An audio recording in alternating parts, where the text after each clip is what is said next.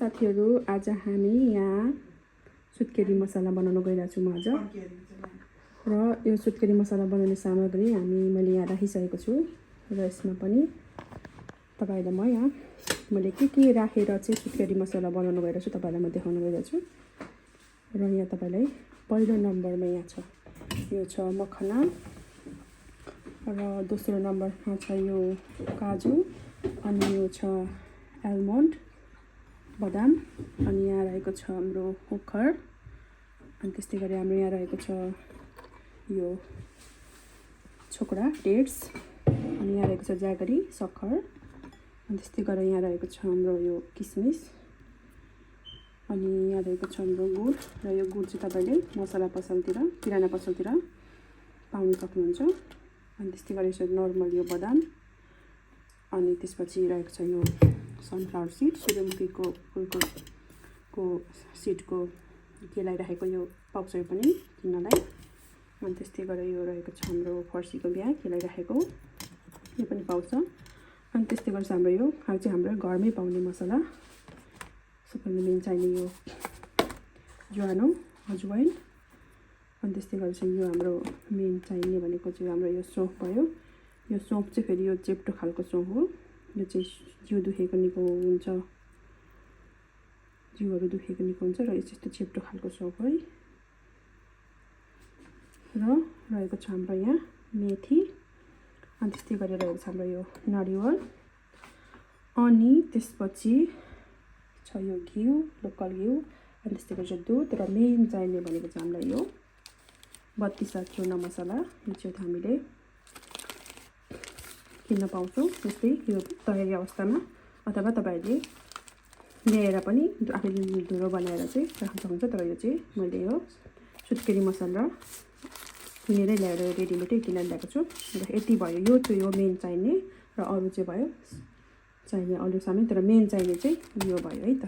ल आज हामी बनाउन गइरहेको छौँ। र अर्को छ यो गुलियोको लागि मिसरी, यो चाहिँ गुलियोको लागि है, तपाईँ गुलियो छ तपाईँ चिनी मिसाउन सक्नुहुन्छ, तर मैले चाहिँ यहाँ मिश्री बनाउन गइरहेको छु, क्यान्डिड सुगर मिश्री। ल अब बनाउन सुरु गर्छु है त। ल तपाईहरुलाई म बनाएर देखाउने छु अब कसरी बनाउँछु भनेर है त। ल पाले गरेर सबैलाई चाहिँ यसरी यो बदाम, अनि ओखर, अनि जति पनि यो मिक्स गर्नुपर्नेलाई चाहिँ हामीले यसरी यो खस्रो पारेर चाहिँ हामीले मिक्स गरेर म तपाईलाई फेरि पछि भिडियो देखाउने छु है त।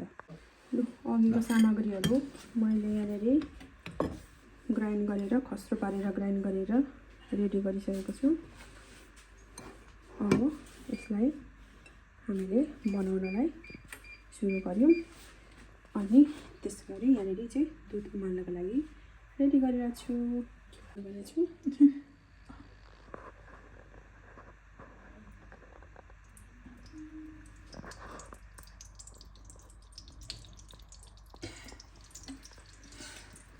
गरेको छु। ल यसलाई चाहिँ केही बेर तातिनु दिने। अब यहाँ यो हामीले यो गुडलाई चाहिँ यहाँनिर फ्राई गर्नुपर्ने हुन्छ। म यहाँ हाल्नु गइरहेको छु, यो घिउ ततिसकेको छ।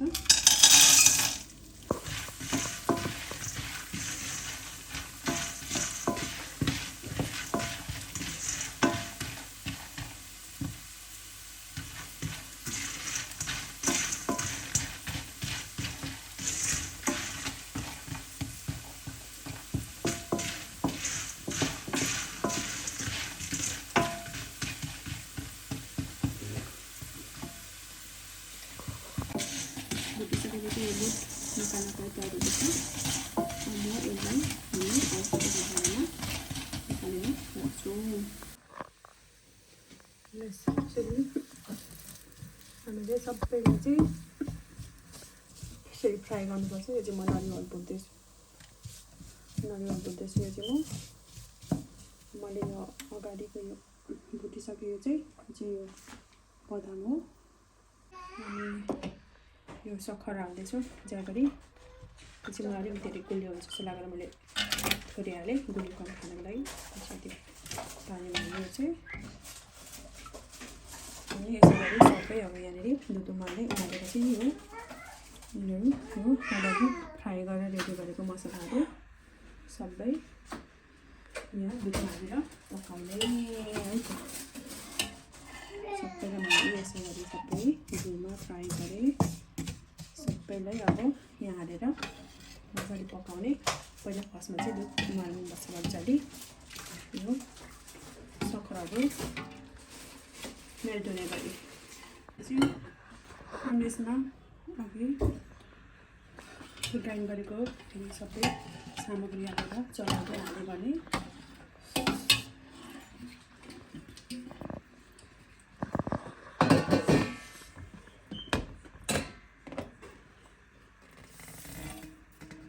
पकाउने हुनुपर्छ।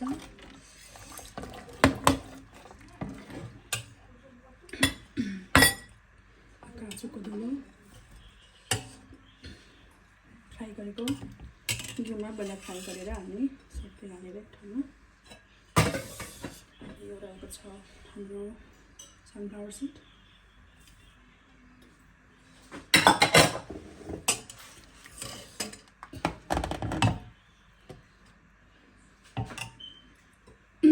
मखना चाहिँ अलिक अन्तिममा हाल्नुपर्छ। पछि रहेको छ यो हाम्रो बदामको धुलो, बदाम फ्राई गरेको हालेको। यसलाई चलाउँदै बिस्तारै सानो आँचमा पकाउनुपर्छ मजाले बाक्लो हुने गरेर। यसरी पकाउँदै जानुपर्छ। यसरी डर हुँदैन, बिस्तारै चलाउँदै जानुपर्छ। त्यसपछि मैले यो पनि हालिदिएँ, खाना पनि हालिदिएँ, राखिदिएँ।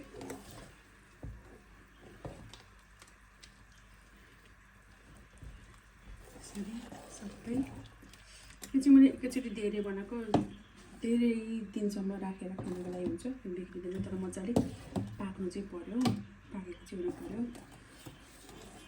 अनि यो नरिवल यो फ्राई नरिवलमा यो मखना यो गुड फ्राई गरेको अनि यो किसमिस कालो अङ्गुरको किसमिस फ्राई गरेको चाहिँ म अलिक पछि हाल्ने वाला छु।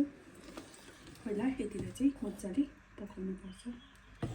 मजाले पकाउनु। मैले पकाएर यो अलिक यसको कन्सिस्टेन्सी चाहिँ अलिकति बाक्लो हुने गरी अहिले म तपाईँहरूलाई देखाउँदै जानेछु।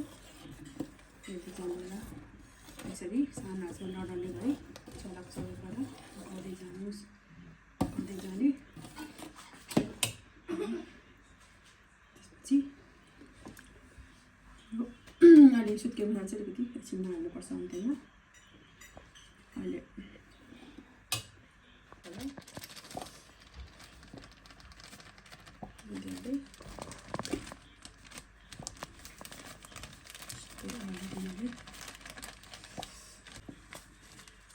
समय हुँदैन, एकैचोटि बनाइराखेको हो।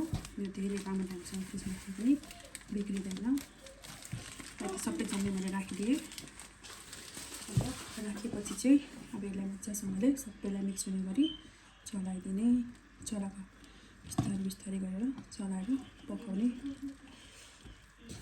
यसरी अब अन्तिम समय गरेर पकाइदिने। मलाई अलिक थोरै दुध कमी भएको जस्तो रहेछ, म यसमाथि दुध हालिदिन्छु।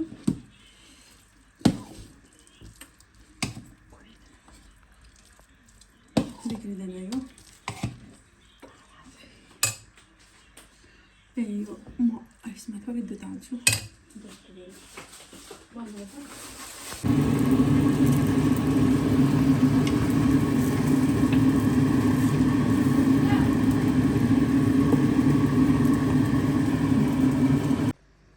अब चाहिँ हाम्रो फाइनल सुत्केरी मसला रेडी भयो। अब तपाईँले मलाई देख्नुभयो जस्तो यो तलको त घिउ चाहिँ यसरी मसलाबाट छुटिन थालेपछि चाहिँ यो रेडी भयो भनेर, रेडी हुन लाग्यो भनेर बुझ्नुपर्छ। यसरी हामीले चलाइ गरेर धेरै टाइम त लाग्छ, त्यही पनि यसरी हाम्रो फाइनल अब सुत्केरी मसला रेडी भयो है त।